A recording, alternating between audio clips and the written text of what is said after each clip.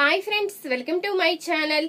అభిని సూట్ చేసి ఆఖరి నిమిషంలో స్వరా గురించి గుండె పగిలే నిజాన్ని బయట పెట్టిన ఝాన్సీ. షాక్ లో బాబీ. అసలు ఇదంతా ఎలా జరిగింది తెలుసుకునే ముందు ఇప్పటి వరకు మా వీడియోను కనుక లైక్ చేయకపోతే ఒక్క లైక్ చేయండి.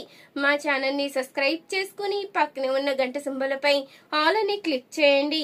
అప్పుడే మేము పెట్టే ప్రతి వీడియో మీరు మిస్ కాకుండా చూసేవచ్చు. ఇక అభికి అయితే వనమాలి ఫోన్ చేసి వార్నింగ్ ఇవ్వడంతో అభి అయితే ఆలోచిస్తూ ఉంటాడు. నా జీవితం ఈ పని మనిషి చేత కూడా మాటలు పడవలసి వస్తుంది. ఫోన్ కాల్ చేసి నన్నే బెదిరిస్తుందా, అసలు దీనికి ఎంత ధైర్యం అంటూ తన మనసులో అనుకుంటూ ఉంటాడు.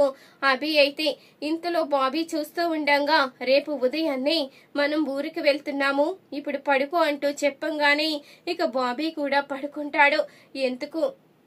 ఎందుకు అభిసార్ ఇలా చేస్తున్నాడు? నన్ను నా కన్న తల్లి దగ్గర నుంచి ఎందుకు దూరం చేస్తున్నాడు? నేను ఏం పాపం చేశానని నాకెందుకు ఇంత శిక్ష? దేవుడా, ఎందుకు అమ్మ దగ్గర నుంచి నన్ను దూరం చేస్తున్నావు? నీకు కన్న తల్లి ఉంటుంది కదా, నీకు కన్న తల్లి ప్రేమ అంటే ఏంటో తెలుస్తుంది కదా, మరి ఎందుకు నా జీవితంతో ఆడుకుంటున్నావు? నేను ఏం తప్పు చేశానని పుట్టినప్పటి నుంచి అమ్మ ప్రేమ తెలియకుండా నాకు దూరం చేసి ఇంతగా బాధ పెడుతున్నావు? అమ్మకి దగ్గరయ్యానని ఎంతో సంతోషపడుతున్న సమయంలో మళ్ళీ నేను జైలుకి వెళ్లేలా చేసి అమ్మని నాకు దూరం చేసి ఇప్పుడు మళ్ళీ ఈ చీటర్కి దగ్గర చెయ్యాలని చూస్తున్నావు. ఎందుకు నాకు ఇంతలా శిక్ష వేస్తున్నావు అంటూ ఎంతగానో బాధపడుతూ ఉంటాడు బాబీ. మరొక వైపు బాబీ గురించి స్వర కూడా చాలా బాధపడుతూ ఉంటుంది. ఎందుకు కృష్ణయ్య, ఎందుకు బాబీని నాకు దూరం చేస్తున్నావు? కన్న తల్లి ప్రేమేంటో తెలియకుండా నా బిడ్డ పెరిగేలా చేశావు. కన్న బిడ్డ ఉన్నాడని తెలుసుకుని వాడి గురించి మారు వేషాలు మార్చుకుంటూ వాడి దగ్గరికి వెళ్లి వాడిని నమ్మించడానికే ఇన్ని సంవత్సరాలు పెట్టింది. వాడు నేనే వాడి కన్న తల్లినని తెలుసుకుని ఇప్పుడు నాకు దగ్గరయ్యే సమయంలో మళ్ళీ దూరం చేశావు. ఎందుకింత దారుణంగా శిక్షిస్తున్నావు? నాకు తెలిసి నేను ఎవరికి ఎలాంటి అన్యాయం చెయ్యలేదు, ఎలాంటి పాపం చెయ్యలేదు. మరి అలాంటప్పుడు నాకే ఎందుకు ఈ శిక్ష వేస్తున్నావు? మంచి వాళ్ళకి ఎప్పుడూ కూడా దేవుడు అండగా ఉంటాడని అంటుంటారు కదా, ఇదేనా నీ అండ?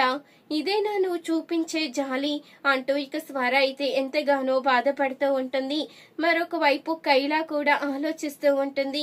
ఇదేంటి ఇక్కడ ఎంతగా ఎదురు చూసినా అమ్మాయి మేడం రావడం లేదు, ఎక్కడికి వెళ్లారు? నేను నిజం చెప్పాలి అంటే ఏం చెయ్యాలి అంటూ ఇక కైలా కూడా ఆలోచిస్తూ ఉంటుంది. ఇంతలో ఇక ఝాన్సీకి అయితే ఉదయం అవ్వంగానే వనమాలి అన్ని ఏర్పాట్లు చేస్తుంది శ్రీమంతానికి.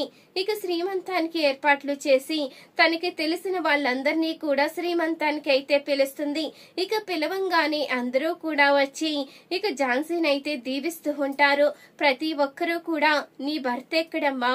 ఈ సమయంలో భార్యకి శ్రీమంతం జరిగే సమయంలో ప్రతి భర్త కూడా దగ్గరుండి ఎంతగానో మురిసిపోతూ ఉంటాడు. మరి అలాంటిది నీ పక్కన నీ భర్త లేడేంటి? అయినా నీ మెడలో తాళి కూడా కనిపించడం లేదు అంటూ అడగంగానే ఆ మాటకి ఝాన్సీ అయితే చాలా బాధపడుతూ ఉంటుంది. ఇక అందరూ కూడా వెళ్లిపోయిన తర్వాత వనమాలైతే చెప్తూ ఉంటుంది, ఇప్పటికైనా మీరు చేసిన తప్పేంటో అర్థమైందమ్మా. మెడలో తాళి లేకుండా అభిసార్ని నమ్మి ఆయనతో కలిసి కాపురం చేశారు. ఇప్పుడు ఆయన బిడ్డని కడుపులో మోస్తున్నారు. రేపొద్దునన్న రోజు మీ బిడ్డకి కూడా ఇదే ప్రశ్న ఎదురవుతుంది, నీ తండ్రి ఎక్కడా అని. అప్పుడు మీరు ఏ సమాధానం చెప్తారమ్మా? ఇప్పుడు మీరే సమాధానం చెప్పలేకపోయారు. రేపా పసివాడు అడిగే ప్రశ్నలకి ఎలా సమాధానం చెప్తాడు? వాడు ఎంత బాధపడతాడో ఒక్కసారి అర్థం చేసుకోండమ్మా. ఇప్పటికైనా అభిసార్ మీదున్న ప్రేమను వదిలేయండి. ఇప్పటికైనా మీ మనసు మార్చుకోండి. అప్పుడైనా మీకు ఇబ్బంది లేకుండా ఉంటుంది అంటూ చెప్పంగానే ఇక ఝాన్సీ అయితే ఆలోచిస్తూ ఉంటుంది. ఇంతలో వనమాలి చెప్పడంతో ఇక అభి అయితే ఒక దూరపు కొండ దగ్గరికి వచ్చి అక్కడ ఉండి ఫోన్ అయితే చేస్తాడు ఝాన్సీకి రమ్మని. ఇక అక్కడికైతే ఝాన్సీ వెళ్తుంది. అభి, ఈ రోజు నేను శ్రీమంతం చేసుకున్నాను, నాకు అక్షింతలు వెయ్యి అని చెప్పంగానే ఇక అభి అయితే ఏంటి నేను నీకు వెటకారంగా కనిపిస్తున్నానా? నువ్వు వేరే నంబర్తో పని మనిషి చేత ఫోన్ చేసి ఇష్టం వచ్చినట్టు నోటికొచ్చినట్టు మాట్లాడిస్తున్నావు. నీకు నేనేనా వెటకారంగా ఉన్నానా? అసలు ఇప్పటి వరకు పోనీలని ఊరుకున్నాను. ఇప్పుడు చెప్తున్నాను విను. నువ్వు ఎవరొకరు మంచి వాళ్ళని చూసి పెళ్లి చేసుకో. నన్ను వదిలిపెట్టు. నీతో నాకు కలిసి బ్రతకాలని లేదు అంటూ అభి అనేసరికి ఆ మాటకి ఝాన్సీ అయితే కోపంతో రగిలిపోతూ ఉంటుంది. ఏంటభి నువ్వు మాట్లాడేది? ఏంటి నువ్వు మాట్లాడేది? నేను నిన్ను ప్రాణంగా ప్రేమించాను. నువ్వు నా మెడలో తాళి కట్టకపోయినా నీతో కలిసి కాపురం చేశాను. ఎందుకు? అది నీ మీదున్న నమ్మకం, నీ మీదున్న ప్రేమతో. కానీ నువ్వు మాత్రం నీ అవసరం తీర్చుకుని ఇప్పుడు నన్ను వేరే పెళ్లి చేసుకోమని ఎంత ఈజీగా చెప్పగలుగుతున్నావు? అసలు నువ్వు మనిషివేనా? ఆ రోజు నువ్వు ఏదో ఉత్తముడని, నువ్వు గొప్పవాడవని మురిసిపోయాను. నీకోసమే తప్పించిపోయాను. ఈ రోజు నన్నే బాధ పెడతావా అంటూ తన దగ్గరున్న రివాల్వర్ తీసి ఇక అభినైతే షూట్ చేస్తుంది ఝాన్సీ. ఇప్పుడు చెప్తున్నాను విను. ఆఖరి నిమిషంలో నిజం తెలుసుకుని చచ్చిపోవాలి అంటారు కదా. స్వర విషయంలో జరిగింది నీకు చెప్తున్నాను. అప్పటికైనా నేను చేసిన తప్పు సరిదిద్దుకున్నట్టు అవుతుంది. స్వర ఏ తప్పు చెయ్యలేదు. ఆ రోజు గౌరీ శంకర్ కి తనకి సంబంధం ఉందని నీ దగ్గర నేనే క్రియేట్ చేశాను.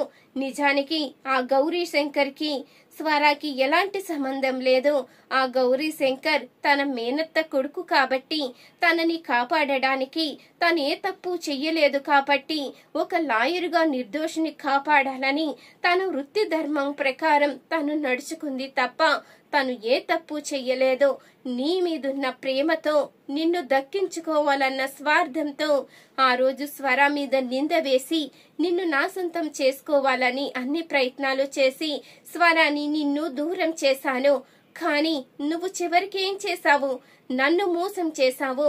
నాకే తాళి కడతానని చెప్పి నాతో కాపురం చేసి ఇష్టం వచ్చినన్ని రోజులు నీతో తిప్పుకుని నీ కొడుక్కి సేవలు చేసినన్ని రోజులు నన్ను ప్రేమగా చూస్తున్నట్టు నటించి ఇప్పుడు నీ అవసరం తీరిపోయిన తర్వాత నన్ను వెళ్ళిపోమంటే, వేరే పెళ్లి చేసుకోమంటే నేనెలా ఊరుకుంటాను?